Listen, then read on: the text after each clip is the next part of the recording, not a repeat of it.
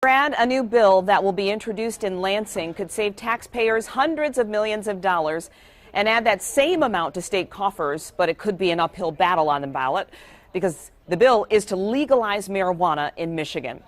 State Representative behind this bill, Jeff Irwin, joins us now from Ann Arbor via Skype. Thank you for joining us, Representative Irwin. Thanks for having me on. Well, you made a case for your bill. This was at Hash Bash in Ann Arbor last week, and you called the war on marijuana ineffective. Why do you say that? Well, it is ineffective, and it has been a failure. It's been a failure on two fronts. One, it's just not working to keep marijuana away from people who want to buy marijuana. And two, as you heard with that previous story, we've got criminal elements, gangs, violent individuals who are profiting from prohibition itself.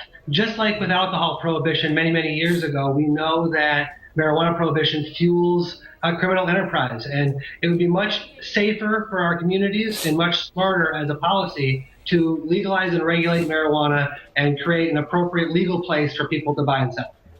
So you want to see taxable sales of marijuana to adults and licensing growers. How do you propose this would be controlled? Well, I think that we can learn a lot of lessons from what's happened in Colorado. They have already taken these steps, and I think we can get best practices from Colorado and even improve on what they've done. You talked about the taxes. I think one of the mistakes that they've made in Colorado actually is that they apply such a high tax to marijuana that they've had a hard time breaking the black market and getting people to voluntarily engage in legal sales. So I think here in Michigan, one of the tactics that we can employ to get more compliance is to have a lower tax and have a tax that people are willing to pay and folks will be willing to come into the legal market and participate. Well, with the approval of medical marijuana and seeing what is happening in Colorado, obviously people warming more to this idea. Do you think this is going to work on the ballot?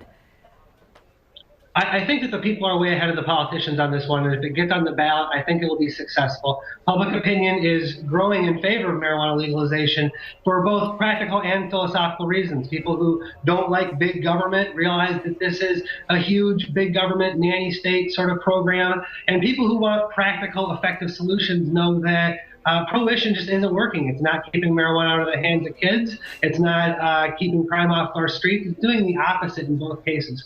So people have come to realize that if you legalize and regulate marijuana, you actually get greater control over it, just like with alcohol.